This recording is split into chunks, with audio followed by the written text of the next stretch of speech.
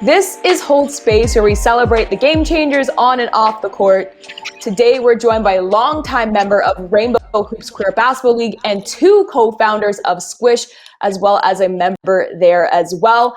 I'm Savanna Hamilton. I'll start with my pronouns. It's she and her, but I'd love to start with everybody's introductions and pronouns and a little bit of background. Do not be afraid to hype yourselves up. Niki, I'll start with you. All right. My name is Niki Tsourounakis. I also go by she and her. I live in Toronto. I have a couple of businesses here, Bar Neon and Cafe Neon. I am an avid baller, and when I'm not at work, I'm usually at the Raptor games. I am Sofia. Pronouns are she, her, or they, them. I am a DJ, music producer, and event planner here in the city, and I am a huge basketball fan since, like, birth. So, got a Raptors tattoo on my arm. Hi, my name is Amina Mohamed.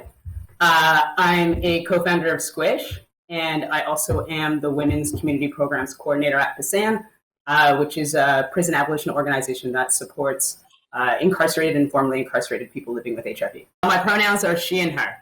And I'm Mingus. I use he, him pronouns. I'm also a co-founder of Squish along with Amina. For those that don't know, Squish is like a cute little queer drop-in basketball night on Friday night. I'm a community organizer, a digital creator. I primarily make Instagram filters to make money. So if anyone wealthy watching this needs a filter. I want to start with a question that, we all probably love to answer this one, but what made you fall in love with the game, Niki? Well, I was really young when I first picked up a basketball. Very hard to think about so long ago.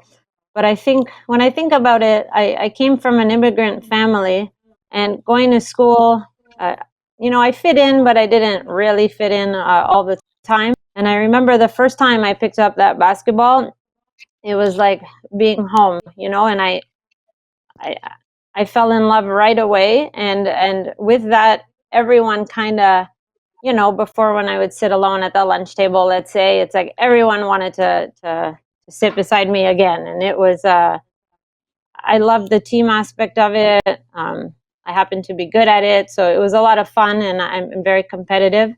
So, every lunch hour, everything, I was either on the court, inside, outside. I loved it. I fell in love with basketball because of Space Jam and Mighty Mouse, Damon Stoudemire. When the Raptors first formed, I was like that ripe young age. I was just ready to eat it up. My dad bought me this little booklet, which was kind of like, it was like introducing Toronto to the Raptors in the NBA. So it was literally like there was all these different articles and pages on like what's happening in the NBA, all these different it was a great entry point. And I've just always loved the sport too.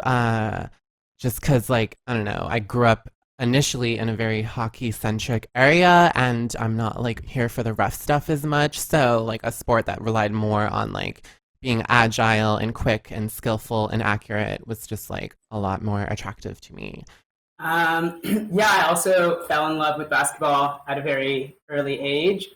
I grew up in the hood, so there was always basketball going on, and pickup ball and street ball. So I feel like that's something that I saw a lot, and I feel like basketball was an opportunity for me to be able to find a space that I felt good in and like competent in and like comfortable in. And it was a way to kind of get relief from like a not so always good household situation when I was a kid. For me, I actually asked my mom today. I said, like, how did I get into basketball? Because it was from a time I don't remember so well. And my brother was in the group chat as well. And my brother revealed to me that in grade 4, my best friend and maybe one of my first crushes, Kevin, had got onto our school's basketball team. And I didn't get onto our school's basketball team. And my mom went behind my back and like pleaded the coach to put my tiny, uncoordinated self on the team so I could be with my friends. And I guess that was my introduction. And then, yeah, I guess since it's just something I've done with my friends to kind of let out some steam and have some talks, yeah. I love everybody's origin stories as we all come to basketball, different perspectives and different experiences. But here we all are today to have a conversation to continue it and move it forward. So with that being said, why are spaces or inclusive leagues important, Niki? I hadn't found out about, I play in a Rainbow Hoops League, but a couple of people actually have told me about Squish, so I hope you'll have me in the future. I promise not to be overly competitive. But I found when I was younger and I had just come out, I was finding everyone would always go to bars to socialize, bars, late night. But it was very, very nice to have something else to do other than, being hungover all the time. So I love queer sport. I felt like I could fit in, and it was really nice I was awkward when I first came out. I didn't know what to do or say. But being on the court, I felt at home, and also having that queer environment, it was wonderful. It helped me a lot, that's for sure. For myself, when I discovered Squish, it was a huge moment for me because I'm trans, raised as a boy, actually a girl. And like growing up, basketball was kind of like the one boy thing that I was like interested in. So like I went in, I played lots of sports. It became a huge part of like my identity, just like my regular, health regimen, mental health kind of, it was a great outlet for myself. But then as I was coming out, I almost felt like I had to like let go of that. I kind of assumed that, and just basketball won't be a part of my life anymore. Because in queer circles too, it's very much like stereotypical, everyone hates sports. It's kind of like a thing that people take pride in almost. And it's a reaction to the fact that they felt excluded. But it is a little bit unfortunate because I was just like, well, I'm just going to, stay quiet about the fact that I love basketball because all my new queer friends think sports are dumb. But then when Squish happened, I'm like, okay, great. Like I can actually, like, I don't have to like let go of parts of my identity just because I'm trans, which is honestly kind of an inconsequential thing at the end of the day. It's just a thing I happen to be. It doesn't like shape my interests and stuff. So it's good to be in a space where I can, just another space where I can be myself, find common interests with the people around me and stuff. Yeah, similar to what Niki and Sofia had to say, queer spaces are mostly like bars and for me, I'm like really socially anxious and awkward, and it's hard to kind of meet people in those types of spaces. And I also have like ADHD, so like doing activity helps me like remain in my body and like stay present. And so as a kid, I spent a lot of time playing sports as a way to stay in my body and be present. And when I became an adult and a queer person, it was really hard to find those spaces because the majority of queer spaces are bars. So a space like Squish is so important because I'm able to like meet people all the time in like fluorescent gym lights and actually like in a space that I'm doing something that I love to do. And I feel like it really has encouraged like a lot of the relationships and friendships that I've made in the last couple of years of my life, which is amazing. Yeah, I mean, I think the other three covered it pretty well. Going last is most queer people, at least because of our upbringings, sports aren't very friendly to us. So a lot of queer people develop a hatred for sports, rightfully so. So it's important to have a space where people can get re-familiarized with their like childhood love of sports. Like we as queer people are extremely athletic and coordinated and obviously have all the skills that a heterosexual has. We just are like bullied out of these spaces. So it's nice to give people a stepping stone to get back into them. There is changing demographics that's happening in the basketball community.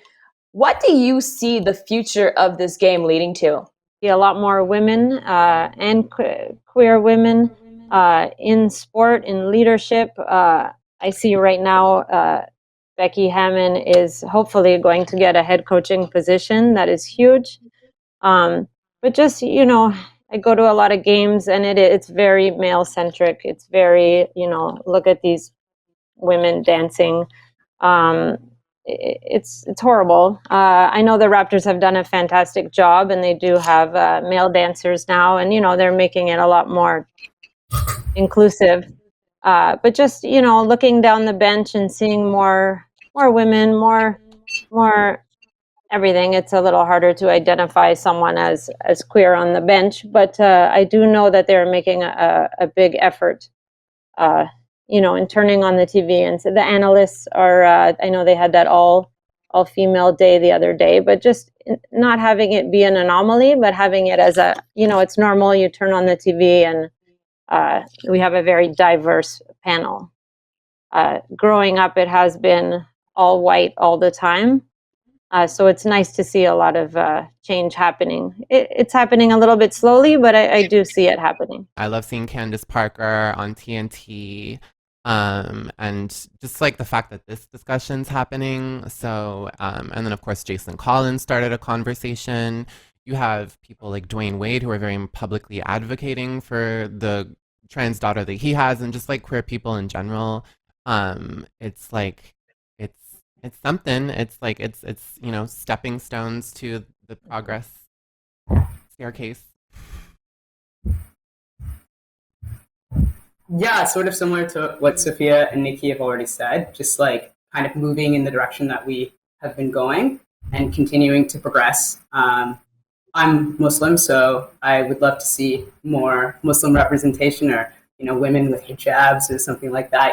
I know Nike had made that Nike hijab, so I'm really thankful for things like that. But more representation around, just people of color. And I think like culture is something that starts from the top, right? And so if we are thinking about what fan base we have and the culture of the fan base, we can shift those things in terms of like the environment that the Raptors are creating. And so maybe having more queer-centered nights or nights that are trans-centered and things like that, and I don't more political dialogue and conversation, I think, would be something that I would like to move towards. As so many basketball players have said, there are queer people in the locker rooms, but it's about creating an environment where these people feel comfortable coming out. Obviously, yesterday, the first active NFL player came out, which is great. Super, super cool. Well timed for this talk for sure. But yeah, there's been one, right? I think in the NBA, like Jason Collins, I could be mistaken, and he played very little, and it was near the end of his career, so we didn't have too much to lose, because I think that's the concern. If any of the all-stars are worried they'll be ostracized, or they'll lose their partnerships, or their sales will go down, yada, yada, yada, if they come out as queer.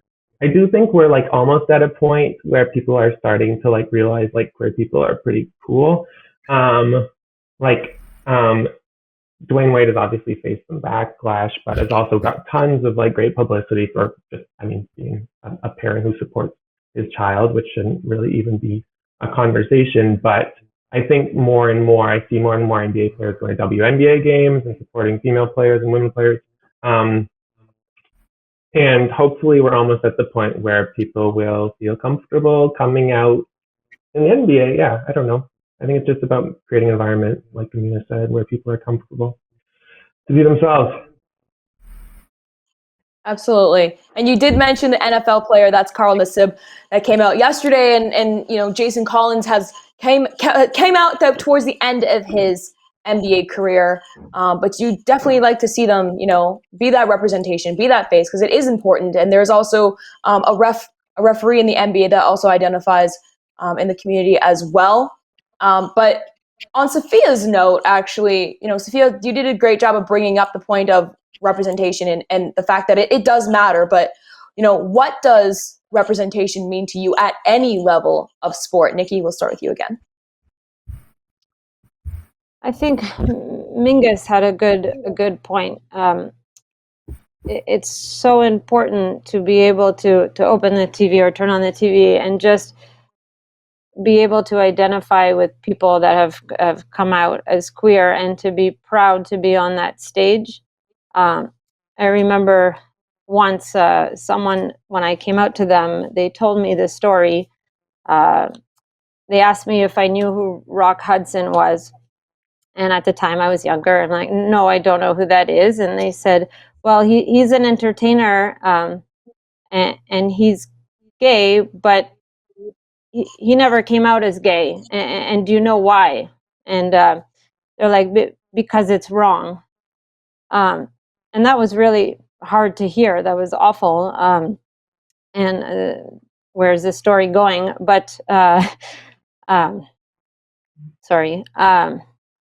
If the perception is not there, the perception that you need to turn on the TV and have people who are proud to be out. And I think most people, they just can't relate with our community. So instead of not being able to understand, they kind of ostracize us, like you mentioned. So the more people you see that you can relate to, I think people will have a much easier time accepting us as a whole. So I think representation is the biggest thing, if anything. If you want to create a space that's queer inclusive, trans inclusive, then it's about like having queer and trans people on the stage. You know what I mean? If you have people running the show that are part of these communities, then you're kind of filtering out people who wouldn't like want to tune in or whatever or you're also like, you're making a statement as in, we celebrate these types of people. Kind of thing, which is why representation is important. It's not just for me being like, oh, I want to see someone who kind of looks like me. It's also like, it's sending a statement like, we value this kind of person. We're putting them on a pedestal, like intentionally. In terms of like how basketball is organized, and how leagues are organized, and how it's an industry in itself. And so when you're thinking about representation on the stage is the people in power. And if we are included in those decisions from the beginning and not just at the end as an afterthought, then I think it will be actually like inclusive, because we are represented from the kind of like the beginning of the process, rather than, I think what happens right now is that folks kind of want to involve queer people in their organizing, but it's sort of at just a very tokenist stage where it's just adding queer people to the process in the end and asking them to queer it. But queering something is when queer people are represented from the beginning. And that's kind of how you create that. And yeah, I think really what Amina said too is like, not like having one queer night during Pride, but, trying to actually see how queer people can be comfortable at a game every night. Because I know a lot of queer people, and I doubt, or a lot of queer people that go to basketball games, and I doubt many of them are comfortable kind of dressing or presenting however they want. I know when I go to a sports game, I'm like quite conscious of like what I look like and what I'm presenting as, because you never know who's going to be left and who's going to be to your right. And I think it's important. As Sofia said, you can't control who comes to a game, but you can control kind of the consequences people face and what has happened. Like there's obviously been lots of players in the NBA who have said very homophobic things, and I don't know that enough of an example was made out of them for the consequences of being homophobic. So I think it's a matter also of the league taking some strict measures when players are transphobic or homophobic. Yeah. Absolutely. You make a good point. Like, I think everybody is very conscious when they go to an NBA game and understand what they're wearing, but of course the environment as well. I think you guys have all made a great point with that. You could create these safe spaces, but you can't control the people who come into it. So it really does start with change at the top, I believe. But one question I really do have for Amina and Sofia, Niki, potentially if you would like to chime in, of course, Mingus, love to hear your thoughts too, is a lot of this panel, I'm looking at you, everybody, and there's a lot of intersectionality I see between race, gender, and being a member of the 2+ LGBTQ community. How do you guys deal with the added layer and the experiences that come with that within sports? Niki, if you don't mind me asking. Oh, when I get on the court, it is the one place where everything goes aside. I see the ball, I see the basket, I see my opponents. I don't see race. I don't even see gender. I play in a all male league and another league. For me, it's different. I truly I love the game and I see it as such. So it is a place for me where I've made so many great friends on the court that I wouldn't necessarily have met in other aspects of my life. So I don't even remember the question, but when I'm on the court, yeah, it's all love all the time. It's all about the game. For sure. I kind of agree with Nikki in the sense that I am drawn to basketball a lot of times because like once the game is on, once you're on the court, it is kind of like a unifying experience because y'all are focused on basketball, right? And like there's a common goal. It doesn't really matter who you are. Still be conscious of like whatever different identities people are on the court still, as far as like what kind of comments you would make to people. Just don't get personal, period. And like we're talking basketball. Like why you gotta make these comments? You don't. Yeah, the trash talk can definitely take that to a level where it's about a little bit more than basketball. But as far as intersections go, it's like I think just being a queer person of color, you become an expert on just like intersectional relations because like you don't have like there's no majority group that I belong to where everyone just like gets me, and I kind of have to like understand the unique experiences that other people have if I want to have friends that I have some commonalities with and stuff like that. I joined Squish a couple of years ago and shifted it up, and I noticed some things that I didn't really find too cool. And Mingus and I had a conversation about, and we did a teach-in. And so we made a list of resources for people on like white supremacy and power dynamics and intersectionality, and kind of started everyone off at a base level of knowledge. And then we talked about how the power and privileges that we have can actually permeate the basketball space. And so, for instance, somebody might not pass the ball as much as they should because they really don't think about things like that based on their identity. And so we shifted the game and we kind of opened it up to becoming a little bit more intersectional and a little bit more politically focused and thinking about maybe who we are outside of the game and how that can amplify our identities when we're playing the game. I would just like to speak on that a little bit more. I think one of the things that does create a toxic environment around sports is the fact that it feels like sometimes it's always competitive. I love to get competitive, don't get me wrong. Competitiveness has its place, it has its time, it's lots of fun. But if your culture is constantly competitive all the time, well, then like it's not fun for everyone because you have the people who dominate the space for XYZ reason. And like that you're never going to have an inclusive space if it's the name of the game is competition. Like it doesn't like basketball is more than the competitiveness around it. Obviously, like competitiveness is a part of it, but like sports truly is a communal activity. Like this is why we teach kids sports. Like they're not all going to grow up to be professional athletes, right? We put kids into sports because it's a good communal experience. It's great for everyone involved. A lot of sport and a lot of basketball happens, on the sidelines and during timeouts and at halftime. It's not always about what's happening on the court. And that's the beauty of it also. I'm going to start with Mingus, but then we'll go in the same order after that. So just wanted to, because I want you to get a first word in for this last one as well. Wow. I know. I've been keeping you last this entire time. I got to switch that up. Okay, all right. What steps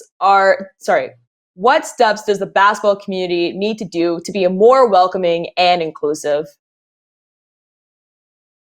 Okay. That's a good question. And the thing is that, shift from welcoming to inclusive, but I like that you've rephrased it to be more welcoming and inclusive, because I would argue that it's maybe not even welcoming at this point. I think kind of a summary of everything we have talked about so far would help it be a lot more welcoming, including more, just because we're focused on queer people from the get-go. But I mean, all marginalized groups, should be in the board meetings, should be coaching, should be, behind the scenes, actually making the big decisions, treating marginalized people as a fandom all year round, as opposed to when it's their month or their day. Finding ways to, understanding, that a lot of marginalized people, because of societal constructs, don't maybe always have the means to be front row in the games, and maybe finding ways to offer, ways for these groups to get into the games. Everything that Mingus said, I would have said out of my own mouth. Exactly that. I agree with the, it's queer day, it's queer night. That's not enough. It's almost the opposite. It's like tokenizing us and being. It would be nice just to see it as a constant thing. I think Amina mentioned it earlier, like not being an afterthought.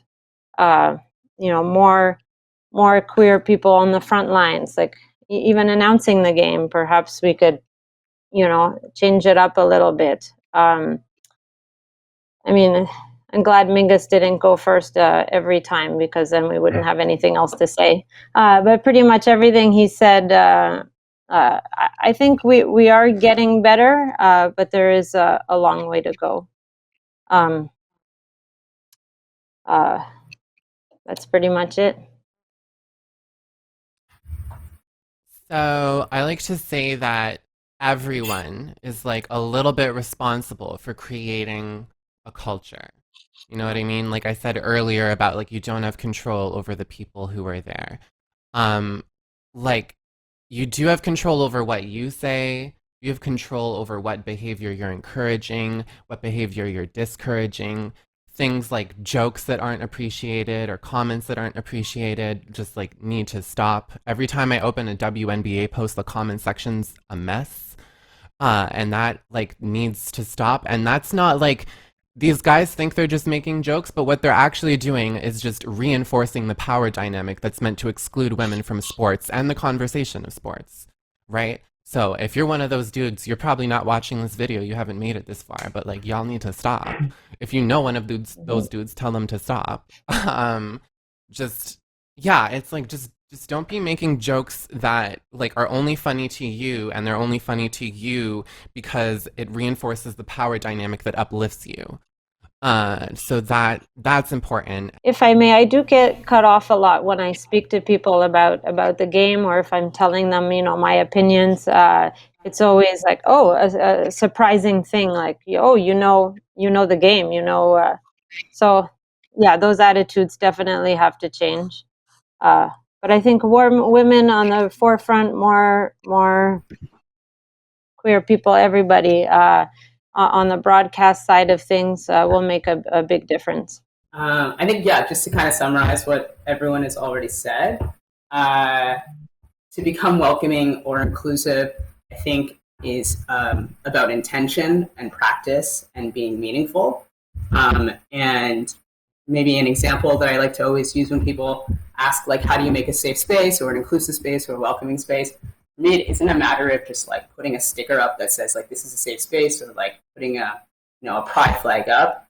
If you see a business with a pride flag but they don't have queer staff and there aren't queer patrons, is that a safe space? And what does that mean? Like, what is that telling us about that space? And I think many people can say they're inclusive and they are welcoming, but they don't practice the politics of inclusivity. And so it's about intention and about consistency. I love that. And I really appreciate everybody's thoughts. Sofia, I really relate when you were talking about the comment section of the WNBA, as that absolutely reinforces what we see in the patriarchy of and just toxic masculinity, if you really want to go down that road as well. But, thank you guys, everybody, for taking the time out of your day to share your truths and to continue this necessary conversation forward. Appreciate it.